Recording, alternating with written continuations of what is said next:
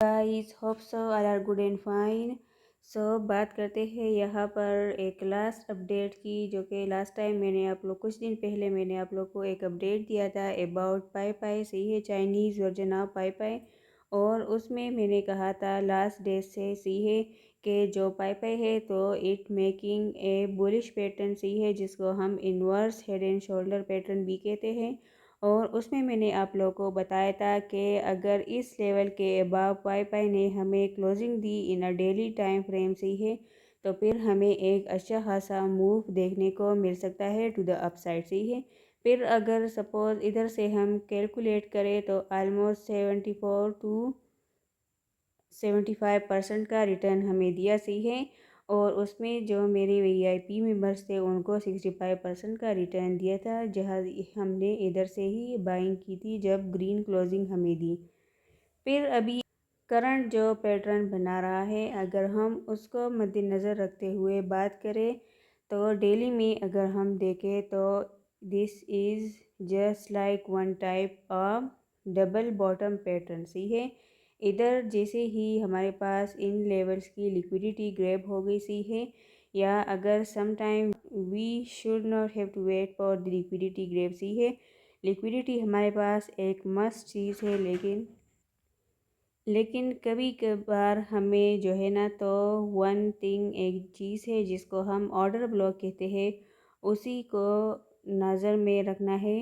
और वहाँ से भी हमें कॉइन्स में बाउंस बैक देखने को मिल सकता है। लाइक अगर इस तरह से इधर हम ड्रा करें एक पैटर्न सही है, जो कि ये वाली जो जगह है, तो ये हमारे पास इधर एक ऑर्डर ब्लॉक है सही है।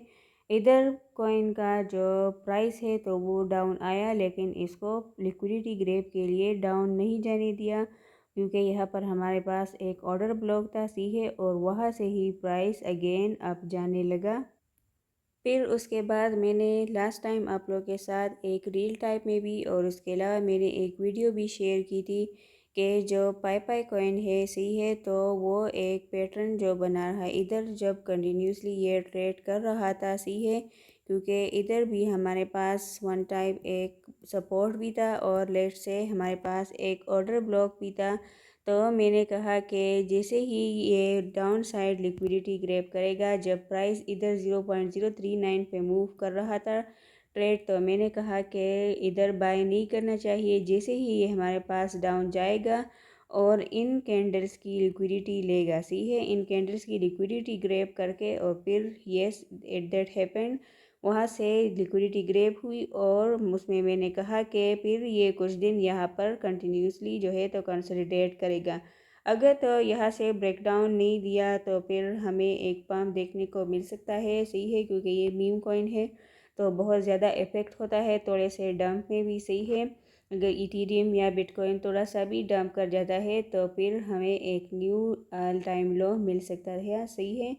इसके अलावा अगर हम न्यू पैटर्न की बात करें तो आप लोग को मैं एक न्यू थिंग बताऊंगी कि कुछ लोग के वेट करते हैं कि जब तक हमारे पास जो कॉइन्स है, जिन कॉइन्स ने न्यू लो बनाया है सही है, तो जब तक वो कॉइन्स अपना उनका जो लास्ट लो होता है सही है, जहाँ से उनकी प्राइस या तो स्टार्ट हुई हो या जहाँ से अप गई हो और फिर अगेन डाउन आके एक लास्ट लो बनाया हो, तो जब तक इसके ये जो कैंडल्स है जब तक ये यहाँ पे रीच ना कर जाए और यहाँ पे कंसोलिडेट एंड फिर उसके बाद हमें एक ब्रेकआउट और फिर हम पम्प एक्सपेक्ट कर सकते हैं सही है। तो अगर हम पाई पाई को देखें तो वो बहुत एक विशियस लेवल की तरफ जा रहा है। अभी तो हमें इसने अच्छा खासा रिटर्न दिया, लेकिन फिर क्या है फॉर द अपकमिंग टाइम, क्योंकि अगर लेट्स सी हम कहें तो ये एक फर्स्ट टच हुआ उसके लिए सही है दिस वन लेवल, और ये वाला जो लेवल है ये सेकंड टच हुआ। और अभी जब इसकी जो प्राइस है, जो कैंडल्स है, अगर वो अब जारी है, तो इधर हमारे पास अगेन एक ऑर्डर ब्लॉक है, अगेन एक रेजिस्टेंस है। तो जैसे ही ये इस लेवल तक जाएगा, या तो इस कैंडल की लिक्विडिटी ग्रैब करके ये अगेन डाउन आ सकता है, और यहाँ या जो है तो अगर इथेरियम ने और बिटकॉइन ने अच्छा रिएक्ट किया इन अपकमिंग टाइम सही है, जो कि हम देख चुके हैं कि बिटकॉइन ने भी अपना एक न्यू ऑल टाइम हाई बनाया, 118 के। तो अगर BTC डोमिनेंस डाउन आने लगा और इथेरियम अप जाने लगा तो फिर क्या है कि हम इस कॉइन में एक पंप देख सकते हैं। लाइक हियर अगर मैं आप लोग को एक फुली प्रॉपर स्ट्रक्चर बना के दूँ, सही है, इसका अकॉर्डिंग टू प्राइस एक्शन, तो आप लोग इसको देख सकते हैं कि यहाँ पर हमारे पास ये वाला जो कैंडल्स है, सही है, या ये वाले कैंडल्स भी हो, ये एक ओनली वन कैंडल भी हम इसमें जो है ना तो कवर कर सकते हैं। तो दिस वन लेवल सही है, जो कि मैंने रेड उस पर कलर किया उसको आप लोग के लिए, और ये वाला जो लेवल है इसको मैं लेट से थोड़ा सा डार्क कर दूँ, सही है। तो क्या है कि ये वाला, लेट मी लाइट इट, तो ये वाले जो दो लेवल्स हैं, एक में मैंने एक कैंडल सारे कवर कर दिए, दूसरे में मैंने क्या किया कि सिर्फ ओनली इस कैंडल को मैंने इसमें कवर किया। तो अब हम वेट करेंगे, सही है, जैसे ही ये अगर कमिंग टाइम में इसने जो है ना तो प्राइस में क्या किया कि इधर हमारे पास ब्रेक ऑफ स्ट्रक्चर भी आ गया, सही है, BOS जिसको हम कहते हैं। तो फिर चेंज ऑफ करेक्टर भी आएगा इन द अपकमिंग टाइम, या हमारे पास जो स्पेसिस रह गई होंगी जिसको हम पेयर वैल्यू गैप भी कह सकते हैं। तो अगर प्राइस इस तरह से अप जाने लगेगा, सी है, यहाँ के जो गैप्स है उसको भी फिल करने लगेगा, तो हम वेट करेंगे इधर से। अगर हमने बाय किया है फ्रॉम दी लॉ से, सी है, अगर लॉ से हमने बाय किया है और हम स्टिल अगर प्रॉफिट जोन में है तो वेल एंड गुड, अगर नहीं तो हम थोड़ा सा वेट करेंगे फॉर पुल बैक, सही है, क्योंकि हमारे पास इधर भी स्पेसेस रह गए हैं। तो जैसे ही ये फिल होंगे तो प्राइस थोड़ा सा डाउन आके, और यहाँ पर अगर मैं कहूँ कि एक रेजिस्टेंस लाइन भी बन रहा है, लेट मी शो यू। अगर चार्ट को मैं थोड़ा सा जूम आउट कर लूँ, ये वाला जो लेवल है आप लोग के लिए, तो अगर इधर हम देखें तो हमारे पास सपोर्ट भी बन रहा है इस वाले लेवल पे। तो हम वेट करेंगे कि जब अगर पुल बैक आता है, सही है, इन अपकमिंग टाइम, क्योंकि इधर भी हमारे पास एक रेजिस्टेंस जोन है, सही है। तो जैसे ही इस लेवल से अगर थोड़ा सा पुल बैक आता है इस तरह से, तो हमारा जो 0.032 है, तो इधर भी बाइंग बन सकती है after forming a green bullish candle. इसके अलावा अगर हम दूसरी चीज़ भी देखें तो इसमें वॉल्यूम भी सही अच्छा खासा आ रहा है फॉर दिस टाइम, सही है। तो अगर कोई पाई के होल्डर्स है, सी है, तो this is a good coin, अच्छा कॉइन है।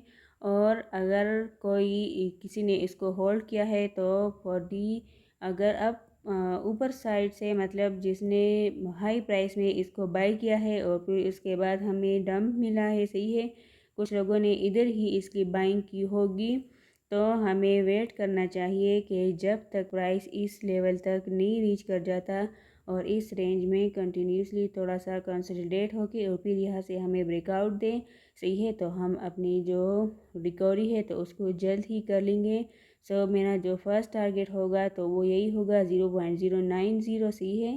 फिर सेकंड टारगेट यही होगा कि 0.0111, फिर यही होगा, और उसके बाद अगेन हमें एक अच्छा मूव देखने को मिल सकता है। बट फॉर देट पहले हमें इथेरियम का जो पम्प है तो उसके लिए वो भी ज़रूरी है, BTC डोमिनेंस का डाउन आना भी ज़रूरी है।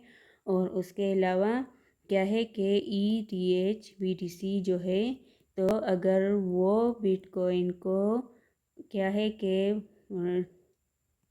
फ्लिप कर जाता है, सही है, उसमें ज़्यादा वॉल्यूम और ज़्यादा फंडिंग रेट्स आ जाए उसमें, तो फिर क्या है कि हमें एक